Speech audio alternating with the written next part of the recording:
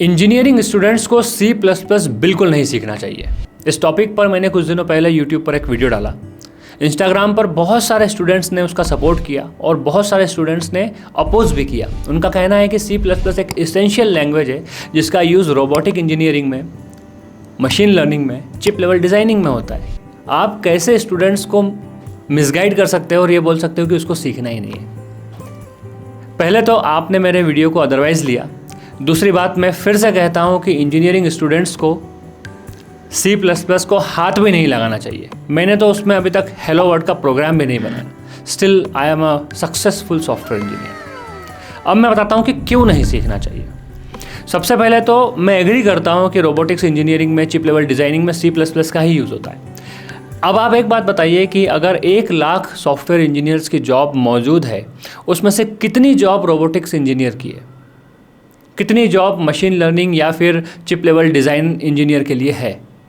0.5% job भी नहीं है। ये पहली बात। दूसरी बात, मैं एक एग्जांपल देता हूँ। 50,000 रुपये का भी जूता मिलता है, शूज़ मिलते हैं, राइट? अगर एक दुकानदार 50,000 रुपये का जूता बेचेगा तो उसको 10,000 12,000 का मार्जिन भी मिलेगा। इसका मतलब उस पर मार्जिन भी बहुत ज़्यादा होता है। आप जो मार्केट में जूते की दुकानें देखते हैं उसमें कितने जूते ऐसे रखे होते हैं जो 50,000 या उससे ऊपर की कीमत के होते हैं? कई दुकानों पे तो होते ही नहीं है। अगर होते होंगे भी तो 1, 2 या 3 जोड़ी जूते रखे होंगे। 99% शूज़ इकोनॉमी रेंज के होंगे। What does it mean? 99% दुकानदार वही चीज़ बेचते हैं जो ज़्यादा बिकती है, और एक बुद्धिमान व्यवसायी उसी चीज़ पे फोकस करता है जिस चीज़ की ज़्यादा डिमांड है। रोबोटिक्स इंजीनियर की ज़्यादा डिमांड है या जावा डेवलपर की ज़्यादा डिमांड है? आप ही बताइए। मैं क्या बताऊं? ऑब्वियसली जावा डेवलपर की, डॉटनेट डेवलपर की, फ्रंट एंड डेवलपर की, फुल स्टैक डेवलपर की। तो फिर हम हमारे सालों खराब क्यों करें ऐसी चीज़ सीखने के लिए जिसका हम कभी यूज़ नहीं करने वाले? ये पहली बात। दूसरी बात, सी प्लस प्लस सीखने का मैं मना इसलिए करता हूँ कि सी प्लस प्लस इटसेल्फ बहुत कॉम्प्लेक्स लैंग्वेज है। अब स्टूडेंट्स तर्क देते हैं कि हम लॉजिक बिल्डिंग के लिए सी प्लस प्लस सीखते हैं। सी प्लस प्लस पे प्रोग्रामिंग करने में लॉजिक्स बिल्ड होते हैं। कैसे लॉजिक बिल्ड हो सकते हैं? क्योंकि आपको प्रोग्राम करने में है इटसेल्फ ही बहुत मेहनत करनी पड़ेगी। Let me give an example. आप सी प्लस प्लस पे किस तरह के प्रोग्राम सॉल्व करते हैं?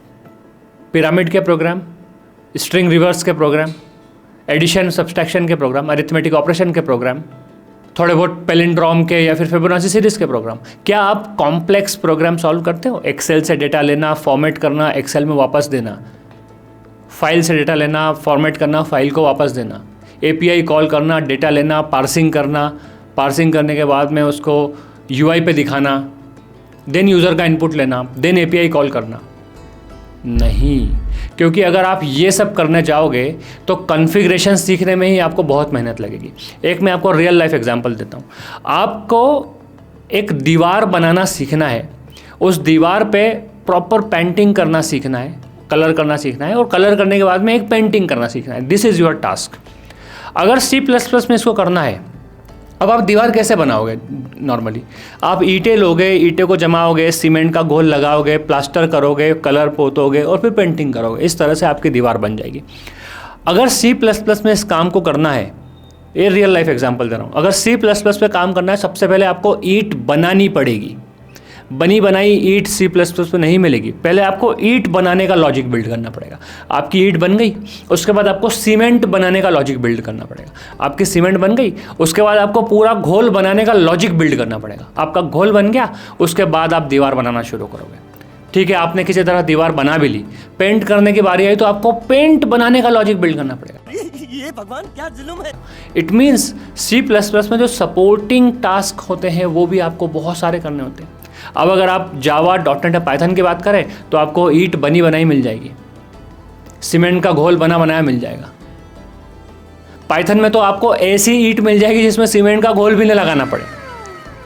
यू अंडरस्टैंड राइट मैं क्या कहना चाहता हूँ? इन शॉर्ट, आपको सपोर्टिंग चीज़ें पाइथन में, जावा में, डॉटनेट में बनी बनाई मिलती है।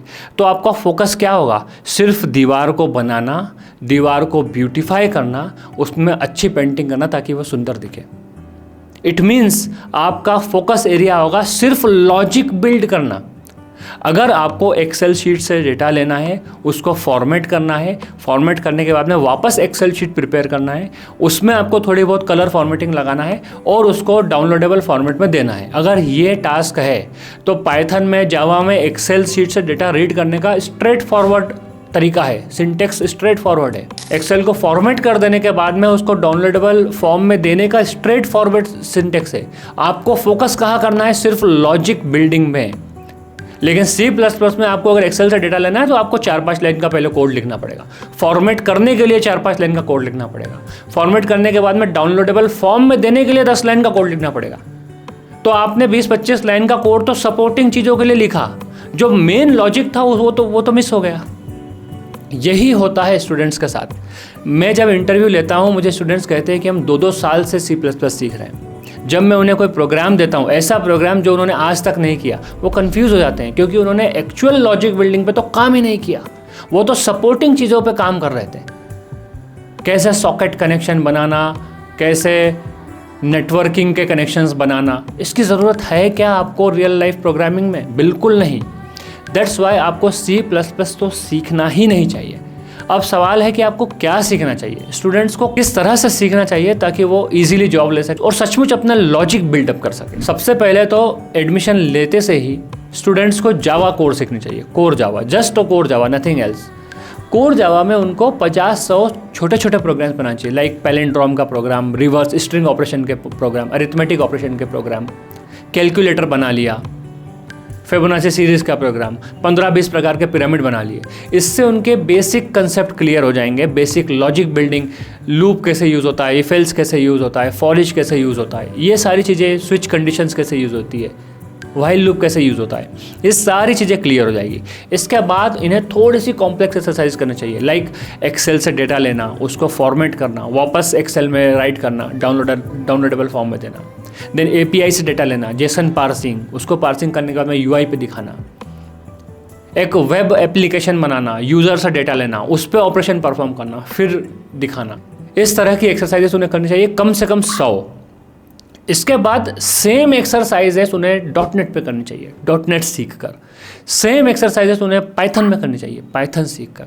सेम एक्सरसाइजेस जावास्क्रिप्ट पे करनी चाहिए, नोड में करनी चाहिए, ग्रूवी एंड ग्रेल्स में करनी चाहिए, PHP में करनी चाहिए।